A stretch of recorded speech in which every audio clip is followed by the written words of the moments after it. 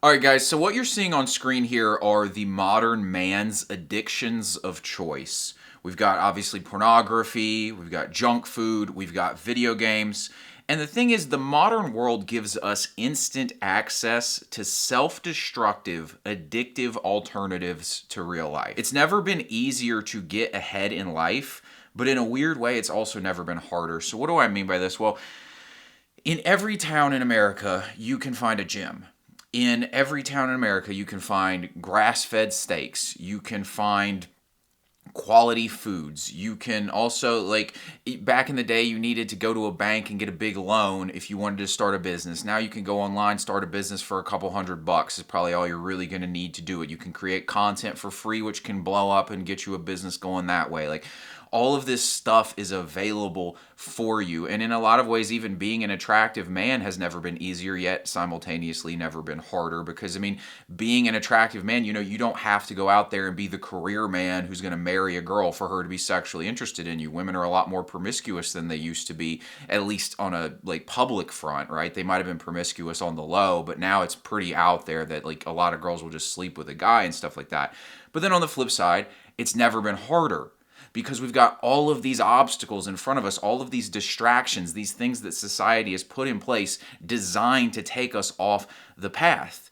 Because yes, it is easier to sleep with a girl than ever before, but at the same time, you literally can go on your phone and instantly have access to sex. Yes, it's been easier than ever to be healthy, but you also have, again, video games you can sit down and play. You've got junk food available everywhere. You can have it DoorDash to your house. And so it's this weird moment we live in time where you have to have more self-control than ever before, because the system is not set up in such a way where you can just kind of go through the normal life path and do okay.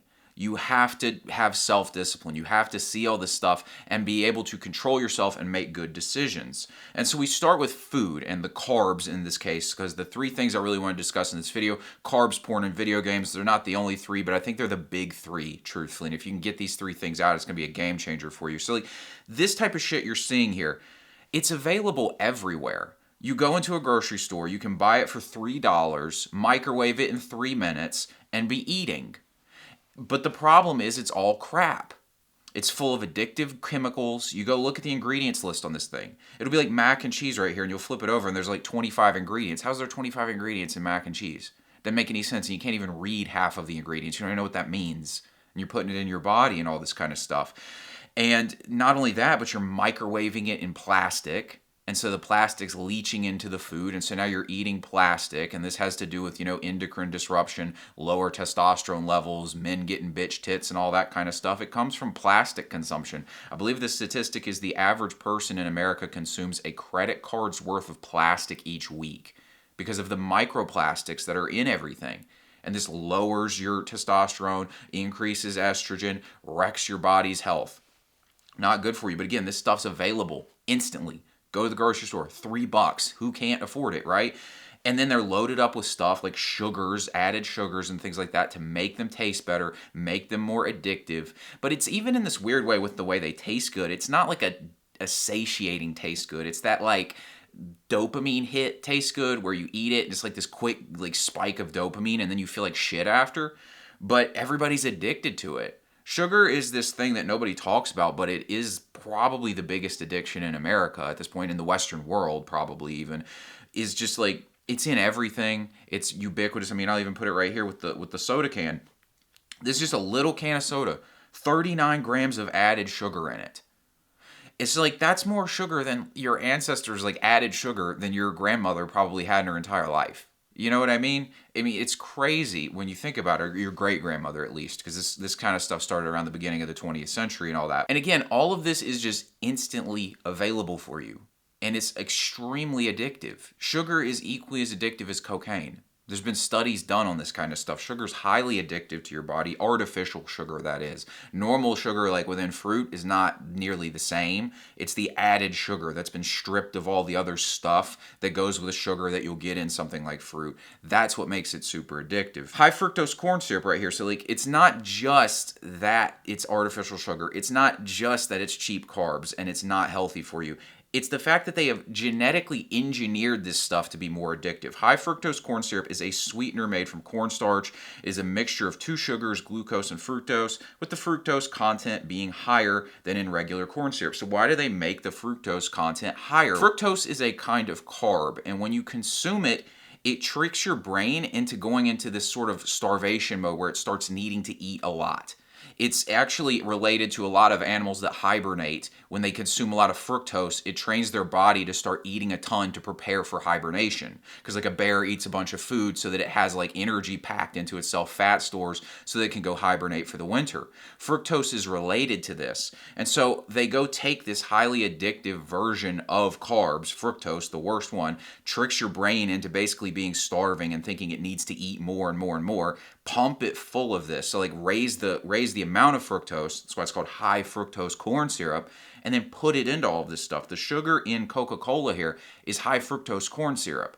They put high fructose corn syrup in all of this frozen food here. It's in all of it, designed to addict you.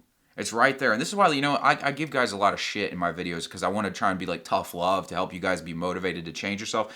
I have more of an empathetic approach for this video, genuinely, because if you're not aware of this stuff, it just catches you by surprise. And suddenly you look up and half your diet is stuff designed to addict you that's toxic. And so I'm trying to make you aware of this so you can understand.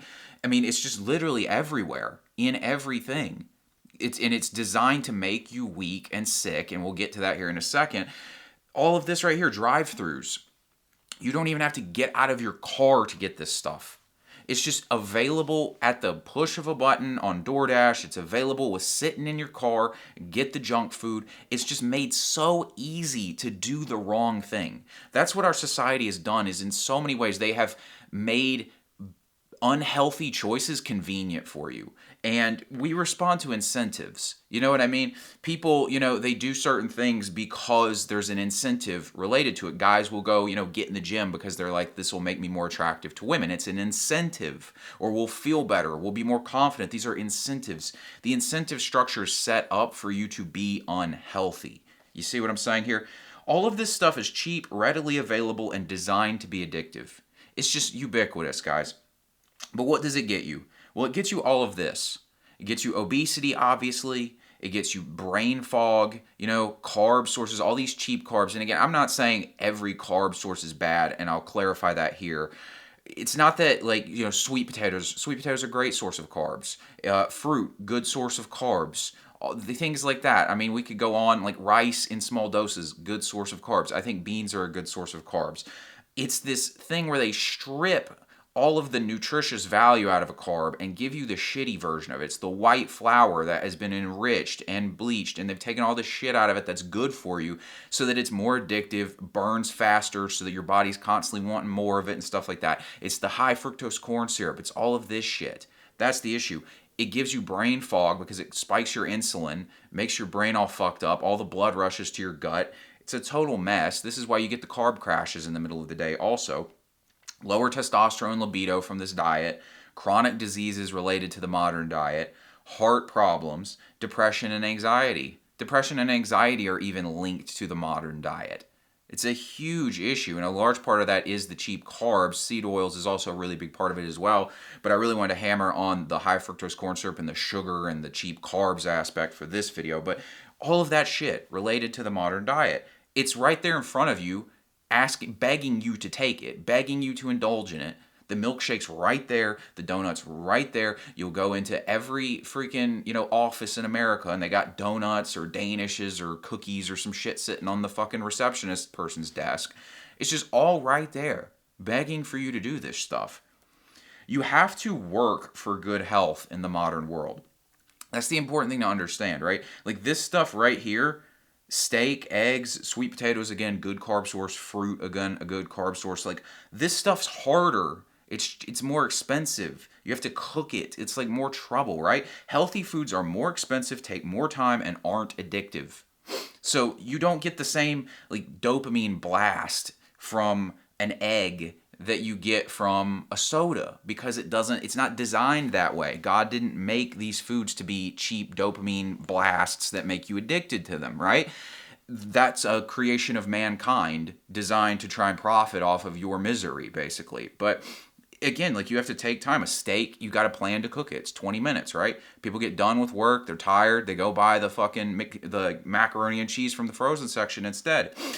Fruit, even, you know, you got to clean it, you got to like cut it up, all that kind of stuff. It doesn't have as much of the addictive qualities in it and things like that. It's just not like, this is the world we're living in. It's not set up this way. What will separate the 99% from the 1% in 2025 is knowledge and self-discipline. It's not about access. You know, we have access to the stuff we need now. Back in the day, it used to be that for most of human history, really, like access to prosperity was limited to a select few. Well, now in the modern world, like access to prosperity is really for whoever has knowledge and discipline. Now, they do withhold knowledge on this stuff, right? The system doesn't tell you about unhealthy foods. The system doesn't tell you about starting businesses and avoiding taxes and all these kinds of things. But you can go find the knowledge online if you're willing to look for it. And then if you have the discipline to act in the correct way, prosperity can be yours. You can avoid this stuff, but it's just important to understand like what we're dealing with here. Is the modern world is set up for you to fail. It puts traps in your way, and you need to have the knowledge of what's going on and the self-discipline to avoid these traps. Now let's get on to the second one, which is porn, which hopefully everyone can at this point agree with. But the thing is, like, I don't think even now we understand how bad this stuff is, right? I put Instagram on here because this is like, it's just right in front of you guys. Like, it starts with that. You didn't even ask for it, and you go on Instagram, and on the Explore page, boobies, ass. You didn't even ask for it, and it's there. It's just thrown in your face because Instagram knows you're going to click on it because our primal brain is designed to respond to this shit. There's nothing we can do about that. This is how it is, right? And suddenly you're down this water slide to going online, searching for girls and stuff like that, going on porn websites. It's right in your face everywhere. The whole world is setting these traps up for you, and you got to understand, like, they're all here to make you weak and take you off of things that would genuinely fulfill you in life. That crappy food, it takes you away from feeling good about yourself. Not only do you look bad, but you feel bad internally because your body's not supposed to be eating this stuff. But it's right there for you. And then they come in with the pharmaceutical drug to profit off your misery. It's set up this way. You see what I'm saying? And then it's just like this. It's just everywhere. It's like, hey, want to jerk off? It's just in your face constantly for free. The amount of discipline, I'm on NoFap. I haven't watched porn in ages. And a lot of guys have gotten to that point too, and I applaud all of us and those of you working on it. Like, I really applaud you for trying. It's a difficult thing to break, and I'm going to cover that here in a second. But it's like on your phone, 24/7, for free, one Google search away. They've made it so easy to do literally the most addictive thing you can do. It's a disaster. And then with the OnlyFans stuff, they've introduced the element of artificial intimacy to it, to where, like, because deep down we all crave like connection. It's not just the like sex that we want connection. And so they've tried to like artificially create intimacy with these things as well. So they've set the whole thing up in this place where you can just get this fake version that leaves you feeling empty and guilty and like a piece of shit when you're done with it, and they just throw it in your face everywhere, constantly. Instant free access to highly addictive sexual content versus interacting with real women in the world. You go out and talk to women, you got to embarrass yourself. She might reject you. You've got to improve yourself so you're attractive. And then all the while, they offer you this thing right here, just beckoning you for free. You don't have to do any of that. You can escape the pain of real life. You can escape the difficulty of all this kind of stuff. But here's the thing, this is from testimony before the U.S. Senate from a doctor who studies this kind of stuff. This is her quote about pornography. She said, "Most concerning thing to psychological health that I know of existing today is pornography." And then she said, "The internet is a perfect drug delivery system because you are anonymous, aroused, and have role models for these behaviors. To have drug pumped into your house 24/7, free, and children know how to use it better than grown-ups know how to use it. It's a perfect delivery system if we want to have a whole generation of young addicts who will never have the drug out of their mind. Pornography addicts have a more difficult time recovering from their addiction than cocaine addicts, since coke users can get the drug out of their system, but pornographic images stay in the brain forever." Let's think about it. Seriously, like I said, I haven't watched porn in ages, but it'll just be like a random flash of some image from a decade ago will fly into my mind sometimes. I'm just like, what? Like, it doesn't leave. And it's there, and it's rotten. It's a disgusting thing, guys, but it's sad. But this is the world we live in. Like, we are being begged by society to take the wrong path in life. We are begged to eat the shitty food. We are begged to go give up on real relationships, give up on personal growth, give up on being attractive men, and just stay in the house jerking off. We are begged to do this stuff. It is all just beckoning us constantly. And it doesn't help that this is happening at a time when it's harder for young men to be attractive than ever. You know, back in the day, a guy could basically, women didn't have the right to work, or, you know, it was just more of a traditional society where it was like one man like works, the woman stays home, all that kind of stuff. And so, like, 22 years old, some guy gets a factory job. He can make a full-time living. He gets married, has kids. Like, it was a much quicker process. Whereas now, women can work for themselves. A lot of the traditional structures are gone. And so, like, what women prioritize that they find attractive in a man is much different now. It's no longer about building with somebody. It's about, like, hey, I've got all these options. I'm just going to pick the best one. And so, it's the guy at the top who just keeps getting all the girls. And I'm not really mad about that. Like, I just think it is what it is. In some ways there's perks to that, but it's just understanding, like, when you're in that early 20s, late teens, you're not very attractive most of the time. And not only that, but they're like, hey, I know that, like, women aren't interested in you right now, but let's also double down by throwing all of this artificial addictive sex in your face. And so they do both at the same time. And so you're in this barren spot where your phone is just begging you to get addicted to sex on it, to fake sex, that is, and you can't seem to get any interest from women. So, like I said, guys, this is not me trying to beat up, really, in this video. I have empathy, because this is tough, right? I was in my early 20s too, you know?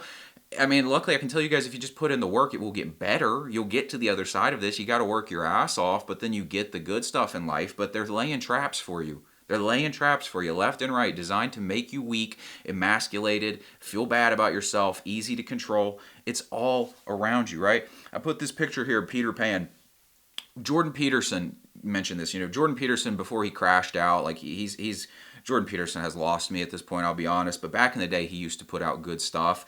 And he made this point about Peter Pan years ago that I watched. And Peter Pan is this story which is symbolically about a boy who is refusing to grow up.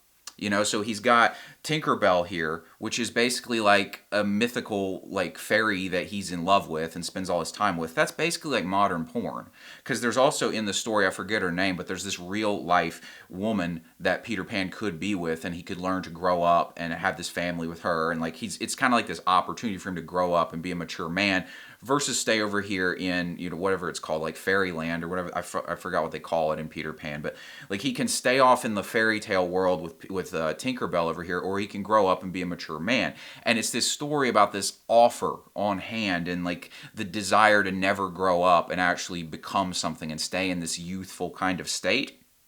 And it's just being offered to us. It's like, hey, you don't have to grow up. You don't have to go make something of yourself. You don't have to build a career. You don't have to be attractive. You don't have to be disciplined. You don't have to work on your mindset and become a man. You can stay a boy in the house, jerking off, doing all this shit. It's just, it's available to us. They want us to do it too. Because, again, the system sets things up in such a way for what they want to have happen.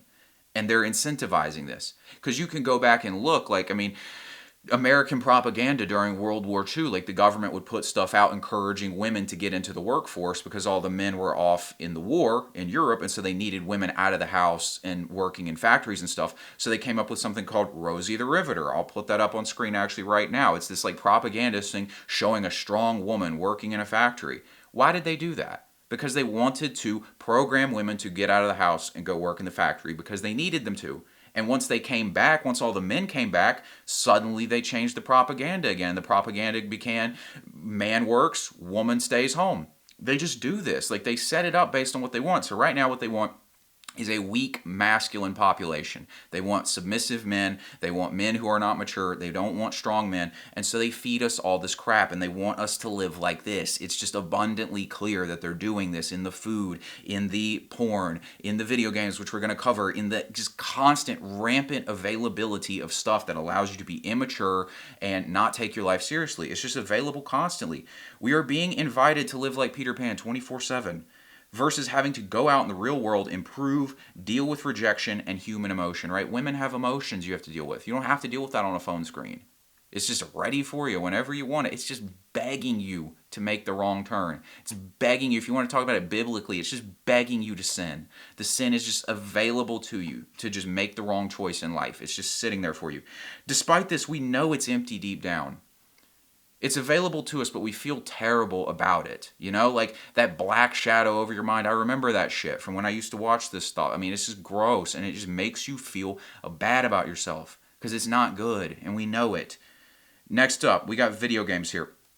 This is the one I'm sure I'm going to get reactions to. It's funny, like, of everything I talk about, it's video games that gets people fired up. But like, let's just be real. This is the same as porn in a lot of ways, and I'm going to explain that, right? This beckoning to not go out and put in work in the real world. You can just sit on the couch and play video games. That whole fucking thing. Video games provide artificial purpose. So we've got artificial food, which makes you sick. We've got artificial sex and romance and love and all that, which makes you feel empty inside and makes you an immature boy. And now we've got artificial purpose. So basically what video games do is they take real life, simplify it down into this thing and allow you to play it, right? Like in the real world, you go out, you work hard, you accomplish goals, you level up, you achieve things, all that kind of stuff. Video games take all those concepts, get all the other stuff out of the way, and just make it a very straightforward process for you to achieve things. But the problem is it's all artificial and doesn't mean anything, right? The real world is complicated, messy, and slow. You know, you could work on something for a year before you see any progress in the real world. It's complicated, it's meandering, you don't know all the answers. It's messy, right? Something can come in and throw a wrench in the entire plan, right? Whereas video games provide straightforward paths to rewards engineered to be achieved at the right increments to be as addictive as possible. That last part's really important. Just like with high fructose corn syrup, which basically takes real sugar, real carbohydrates, and makes it more addictive for you so that you'll keep eating the food, video games take real world accomplishments, make them set up in this way so that they're more addictive, right? They know it's like, okay, if we give this person a reward every 10 minutes of gameplay, they're going to get X amount of dopamine, and that's going to motivate them to keep taking action. And so they set it up in this way. They're like, okay, we need to incrementally structure the reward system so that this person keeps playing over and over and over again. It's designed this way because they profit off of this. They want you to play the game, and so they set it up this way. Of course they do. It just makes sense that they're going to do it. And so they simplify everything, make it straightforward, and then make it as addictive as possible with the reward system. And that's why I put dopamine here. I wanted to discuss this. You know, dopamine is released in anticipation of reward. And so the video game sets it up so that you keep getting the reward and the anticipation of it in this very straightforward way. It's like, oh, all I got to do is go kill this monster, and then I get this reward, and I level up. I got to go defeat this enemy. I got to get this thing, whatever, like I get this reward. And it's very easy to do, and it's just like quick bumps of dopamine over and over and over again as you keep going, and it's very clear, and it's like a consistent feedback loop. You just keep getting it. It's designed this way. You know what I'm saying? Video games offer dopamine rewards more easily than real life accomplishments. So again, it's like beckoning you. It's like, hey, you don't have to go out and work on yourself to achieve things and get the dopamine hit. Just sit on the couch, play the game, get the reward, no stress, no risk, all that stuff, right? They just offer it to you in this way. But again, it leaves us feeling empty and self-loathing. You know, I used to play a lot of video games, and you get done, and you're like, I just feel like I just wasted my time. You know, like I eventually got to where I just had to sell all my games, sell a PlayStation, all that shit, because I just felt like a piece of shit every time I did it. I was like, this is not it. Like, I know this is not right. I know this is not why God put me on this earth. Like, this is just not it. And it's just, it makes you feel bad. And then a lot of people will cope, deny that. You know, people do this with TV too. They watch TV all day and then pretend like, you know, like life's for living, or I don't care, I worked hard. It's like, you know, you're meant for more than this shit. You know what I'm saying? And that's why deep down we feel empty. And also, like, the fact that so many people get defensive about this means it's true too. Because again, people get so defensive about the video game one. It's crazy to me. It makes me think it's even more addictive than porn maybe, because just how defensive people get about it. It's crazy. Like, everyone gets really mad about it. I remember I made a YouTube short about video games one time, and the amount of angry comments I got about it was crazy. Like, guys get so mad about this, but again, it's just like triggered liberals and shit like that. Like, if they're triggered emotionally, you know you're on the right track. You know what I'm saying? The world is unfair. We should just indulge in these things. This is what some people will say.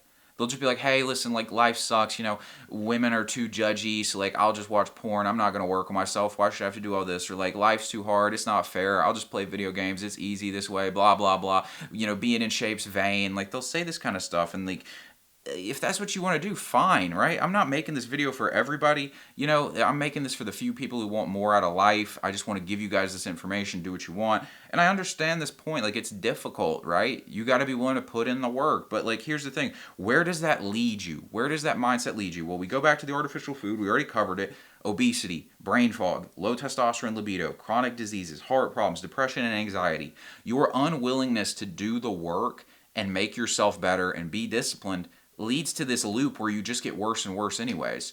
It's like resentment. Being resentful doesn't in any way make your life better. You can play the victim to somebody, but where does it lead? It just makes things worse. It's the same with like giving up and acting like screw it, I'll just indulge in the artificial versions. You just end up feeling worse and more upset at life. So it's fucking quicksand you get slipping down into, basically. Artificial sex and intimacy. You end up alone, right? You're lonely. It's like you just watched porn and then you get done with it and there you are sitting in a pile of your own shame, no one around, embarrassed of your behavior.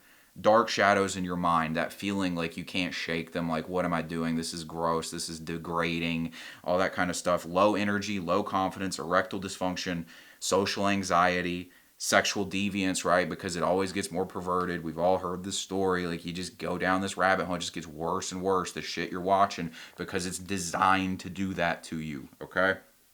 Artificial success. You get no personal growth out of it, right? A video game doesn't make you grow. All those challenges you have to go through in real life make you into the kind of man that you can feel good about inside. Challenges are what you want. This is another thing the system sets it up. It's like, hey, you don't want to work hard. You don't want to struggle. You don't want all this pain.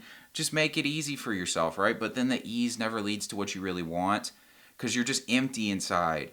It is the fact that you had to overcome something that makes it feel good to begin with. So there's no personal growth. There's no accomplishment, right?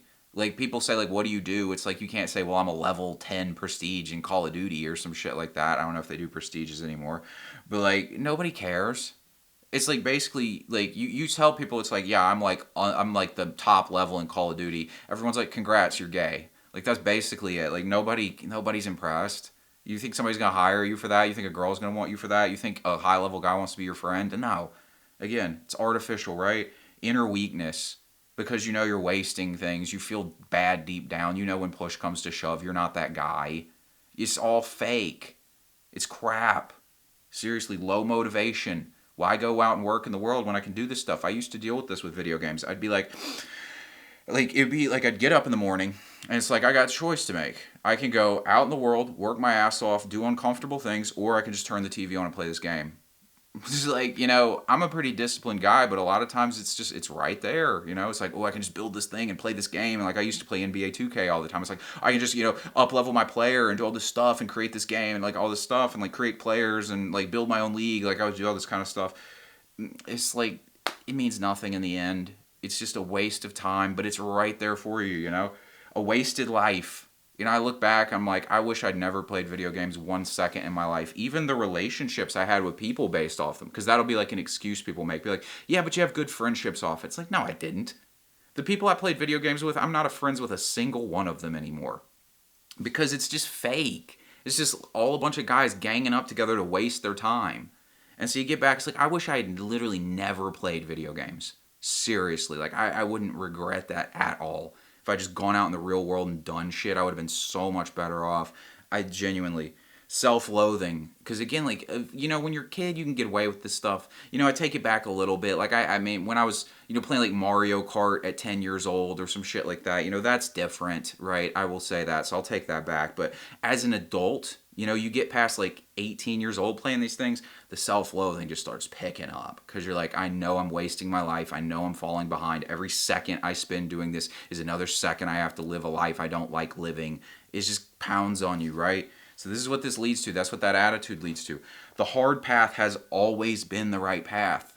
And we know this. We know it's always been the hard thing. It's always been the thing you don't want to do is the thing that you need to do. So don't listen to society. Don't let society rob you of a life worth living. by offering you these traps, these fake versions of reality designed to keep you weak and emasculated, okay? And if you want to connect with the men taking the hard path just like you can join us inside the Life Max group. The link is in the description. Guys, thanks for watching. Be sure to like and subscribe, and I'll talk to you later.